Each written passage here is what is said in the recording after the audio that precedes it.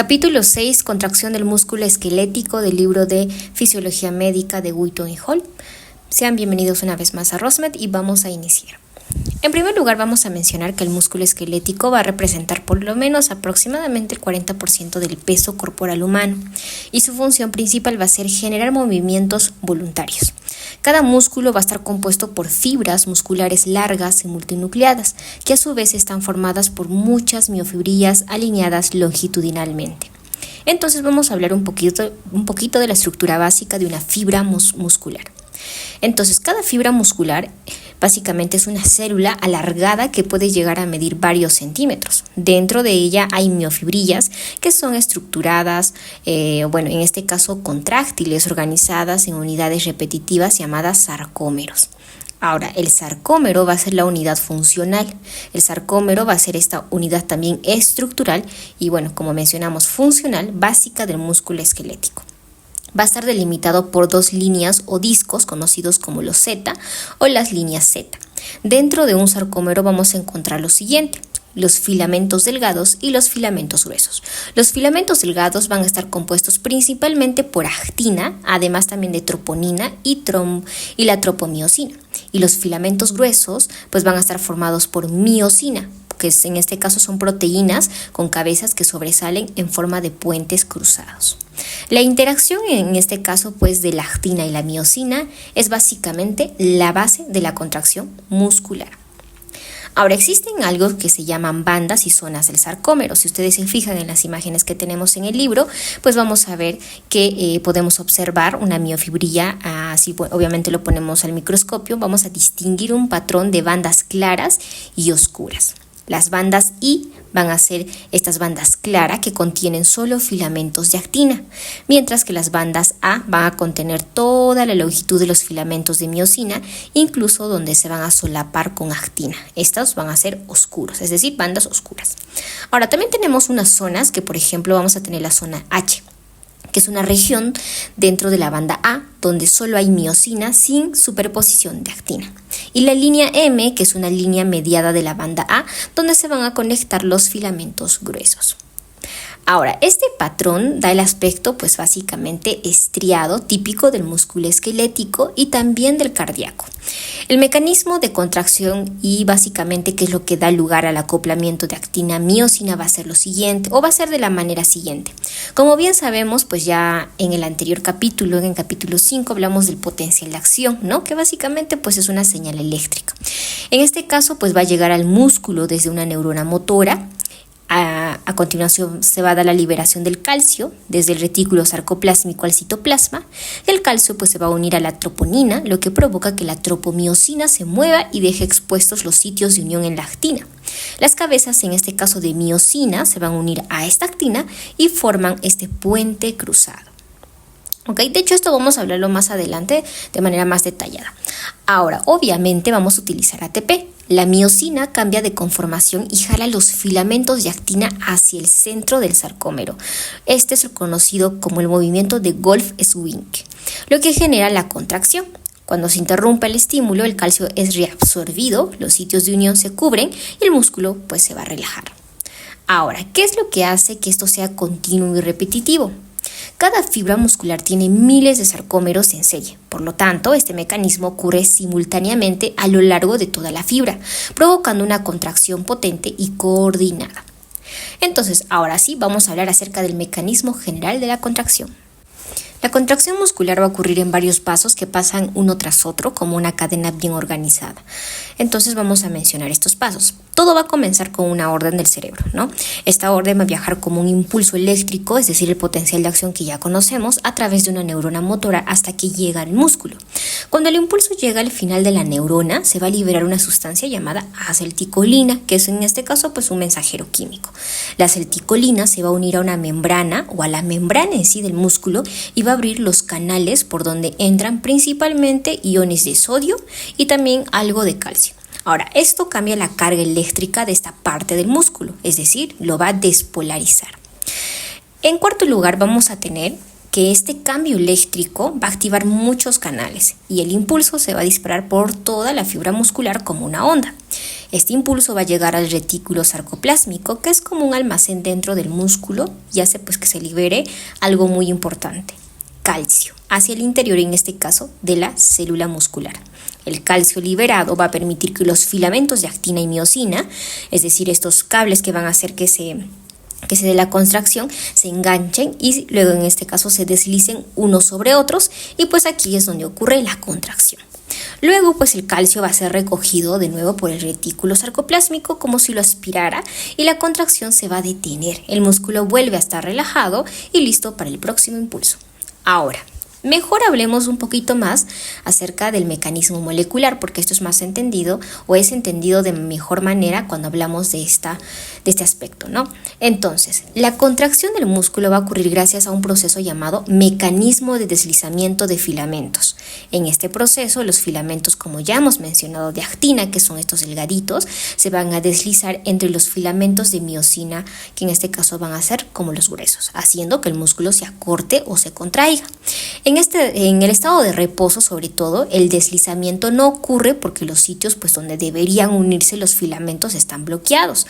Pero cuando un impulso nervioso, es decir, el potencial de acción, llega a la fibra muscular, el retículo sarcoplásmico va a liberar este calcio nuevamente al interior de la célula, y este calcio es la clave que activa la contracción, ¿no? Hasta aquí ya estamos repitiendo básicamente lo que ya hemos dicho. Ahora, el filamento de miosina está hecho de muchas moléculas de miosina.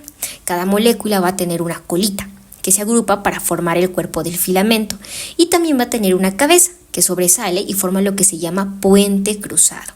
La cabeza de miosina es muy especial, ya que esta va a funcionar con una enzima ATPasa, lo que significa que puede romper el ATP, como conocemos esta molécula de energía, y usar esa energía también para moverse. Ahora, el filamento de actina está formado por 3 proteínas, como mencionamos, ¿no? Actina, tropomiosina y la troponina. Sus extremos van a estar anclados en los discos Z y se extienden hacia el centro del sarcómero. Ahora, dicho esto, nuevamente, ¿cómo es que se activa la contracción? Ya para poder aprendernos de una sola vez. Entonces, en estado de reposo, los sitios activos de la actina van a estar cubiertos por el complejo troponina-tropomiosina o troponina-tropomiosina. ¿no? Lo que impide en este caso la unión con la miosina. Cuando el calcio se libera, se une a la troponina C, lo que provoca un cambio en la tropomiosina, que se mueve y descubre los sitios activos de la actina. Ahora sí, las cabezas de miosina pueden unirse a estos sitios. Ahora, existe algo que se llama el ciclo de golpe activo, que en este caso es una teoría conocida como la teoría de la cremallera. Esta es una pregunta de examen. Entonces, ¿qué es este ciclo de golpe activo? Está compuesto de 4 pasos. En primer lugar, la cabeza de miosina se une al sitio activo de la actina. Segundo, la activa se flexiona y tira la actina hacia el centro del sarcómero. Esto se va a llamar golpe activo. En tercer lugar, la cabeza de miosina se suelta, se recarga con nuevo ATP, vuelve a su forma original y se une a otro punto más adelante. Este proceso se repite muchas veces, generando el deslizamiento progresivo de la actina y contrayendo el músculo. Ahora, ¿qué determina la fuerza de contracción? La cantidad de superposición entre los filamentos de actina y miosina es lo que determina la fuerza o la tensión que puede generar un músculo. Si están muy separados, es decir, si el sarcómero es muy alargado, pues no hay una interacción y no hay fuerza. A medida que se acorta el sarcómero y los filamentos se superponen más, la tensión aumenta. Y el punto ideal es cuando la longitud del sarcómero es de 2 micrómetros, donde la superposición es máxima. Si el sarcómero se acorta demasiado, los filamentos de actina se solapan entre sí y pues la contracción pierde eficacia. Cuando el sarcómero mide 1.65 micrómetros, la tensión cae mucho porque los discos Z están tan cerca y ya no hay espacio para más deslizamiento. Bien, ahora hablemos acerca de la energía de la contracción muscular. Recuerdan que mencionamos que el ATP es muy importante aquí. Entonces vamos a ver cuáles son las funciones del ATP en la contracción. De hecho son 3, ¿ok? Entonces el ATP es indispensable para 3 procesos principales durante la contracción muscular. En primer lugar, activar el mecanismo de cremallera, el que mencionamos ahora, es decir, la interacción miosina-actina. Segundo, bombear iones calcio al interior del retículo sarcoplásmico tras la contracción. Y en tercer lugar, restablecer el ambiente iónico por bombeo de sodio y potasio para propagar potenciales de acción. ¿Ok? Ahora, obviamente necesitamos fuentes de energía para generar ATP, ya que la reserva de ATP en el músculo solo dura 1 a 2 segundos, por lo que debe regenerarse continuamente. Entonces, ¿cuáles son esas fuentes de energía? Vamos a mencionar 3 fuentes de energía. Entonces, la primera va a ser la fosfocreatina, o conocido como el PCR. Va a contener enlaces fosfato de alta energía, va a transferir un grupo fosfato del ADP al ATP y va a permitir contracción máxima por 5 a 8 segundos junto con el ATP almacenado. ¿Cuál es la segunda, en este caso, fuente? La glucosis anaerobia. Bueno, la glucosis anaerobia como tal pues va a ser una fuente porque hay una rápida degradación del glucógeno a ácido pirúvico o también a ácido láctico.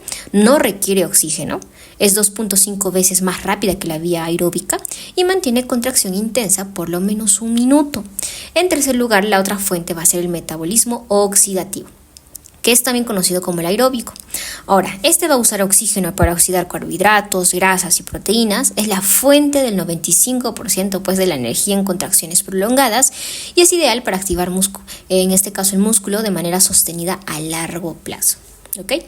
Ahora, hablemos acerca de las características de la contracción de todo el músculo. Para esto tenemos 2 tipos de contracción, la isométrica y la isotónica.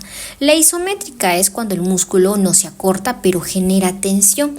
En el cuerpo, los elementos elásticos en serie, por ejemplo, tendones, sarcolema, puentes cruzados, se estiran generando un ligero acortamiento aparente. Esto es la contracción isométrica. El músculo no se acorta, pero genera tensión. ¿Cuál es el otro tipo? La isotónica, contracción isotónica. El músculo se acorta, pero la tensión permanece constante. Esto va a depender mucho de la carga externa y también pues de la inercia. Bien.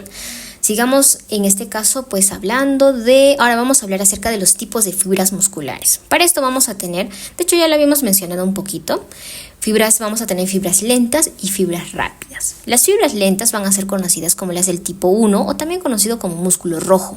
Estas van a ser pequeñas, van a tener muchas mitocondrias, es decir, van a tener un metabolismo oxidativo, van a tener una alta capilarización, van a tener también mucha mioglobina, es decir, ese color rojo que le da, por eso es que se llama músculo rojo.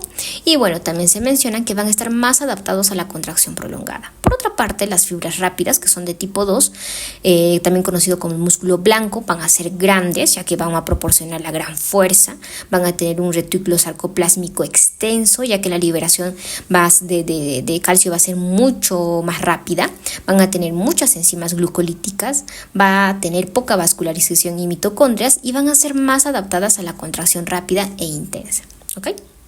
Bien, ahora hablemos acerca de los mecanismos de la contracción muscular. Para esto se nos menciona de manera rápida que la sumación de las fuerzas básicamente es el incremento de la fuerza muscular mediante 2 cosas. La sumación de fibras múltiples y la sumación de frecuencia y tetanización. Entonces, si te preguntan, pues, por el mecanismo de la contracción muscular, vas a mencionar estos 2, sumación de fibras musculares y sumación de frecuencia y tetanización. En la sumación de fibras múltiples como tal, pues se van a activar primero unidades motoras pequeñas. Luego, a medida que aumenta la señal, se activan unidades más grandes, hasta 50 veces incluso más la fuerza. Por otra parte, también está la sumación de frecuencia y tetanización. Es decir, al aumentar la frecuencia de estímulos se superponen contracciones. A nivel crítico, las contracciones se fusionan y se convierten en tétanos, es decir, contracción sostenida y suave. Ahora, hablemos ahora de los cambios estructurales para finalizar este capítulo. Vamos a hablar de la hipertrofia muscular y de la atrofia muscular. De manera rápida vamos a decir que la hipertrofia muscular es el aumento de masa por más filamentos de actina y miosina. Las miofibrillas se van a dividir y se van a formar nuevas miofibrillas. En casos especiales también pueden aumentar el número de fibras musculares. Y esto pues lo podemos ver de manera ya sea fisiológica o no fisiológica, o puede ser patológica, ¿no? De manera fisiológica lo conocemos, por ejemplo, en el ejercicio. Esa es la razón por la que los deportistas o las personas que van al gym pues van a generar más masa muscular. Y la atrofia muscular, que en este caso es básicamente cuando se disminuye la masa por mayor degradación que síntesis de proteínas. Si se pierde la inervación, la atrofia va a comenzar casi de inmediato. Y bueno, amigos, de esta manera hemos terminado con este capítulo. Este capítulo ha sido pues rápido. Estoy tratando de hacerlo resumido porque en realidad esto es lo único que tenemos que aprender. Más allá de poder, en este caso, pues hablar de manera tan detallada, esto es lo más importante. Si te ha gustado este capítulo, pues dale like y suscríbete y nos vemos en el siguiente capítulo.